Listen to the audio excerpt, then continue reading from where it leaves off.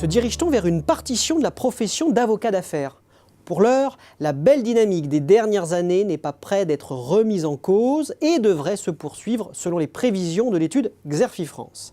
Cette croissance est portée par plusieurs fondamentaux structurels, notamment la réévaluation régulière des prix des prestations et la hausse des valorisations des sociétés sur laquelle sont assis les honoraires des cabinets. Sur ce point, le private equity se présente de surcroît comme particulièrement dynamique dans l'Hexagone. À ces moteurs s'ajoute la modification perpétuelle du droit des entreprises qui les pousse à recourir à l'expertise des avocats. Cela implique notamment des besoins croissants en compliance, particulièrement depuis la loi Sapin 2 du 1er juin 2017 relative à la transparence, à la lutte contre la corruption et à la modernisation de la vie économique. Toutefois, les cabinets afficheront une croissance un peu moins forte d'ici 2022 par rapport à la période 2011-2018 selon l'étude Xerfi France.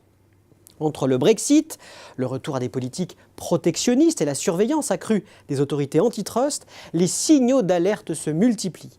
Et si la déréglementation des métiers du droit s'accélère avec l'autorisation du démarchage ou la création de sociétés pluriprofessionnelles qui représentent de vraies opportunités pour la profession, cette déréglementation accentue les pressions concurrentielles sur les prix, surtout pour les petits acteurs qui risquent alors de perdre du terrain face aux poids lourds, créant alors un marché à deux vitesses. Autre facteur d'inquiétude, le retour en force du Big Four, après une période de mise en sommeil à la suite des lois de 2002-2003. Les filiales juridiques des cabinets d'audit tels que EY ou PwC musclent leurs effectifs pour attaquer le marché de la fiscalité, de la compliance et du social.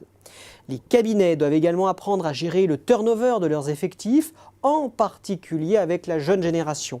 En 2018, 256 mouvements d'associés ont ainsi été recensés.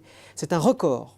Dans ce contexte de concurrence exacerbée, la plupart des grands cabinets de renom cherchent à créer de l'attachement à leur marque pour conquérir et fidéliser leurs clients, tout en limitant d'éventuels comportements mercenaires de la part de leurs avocats.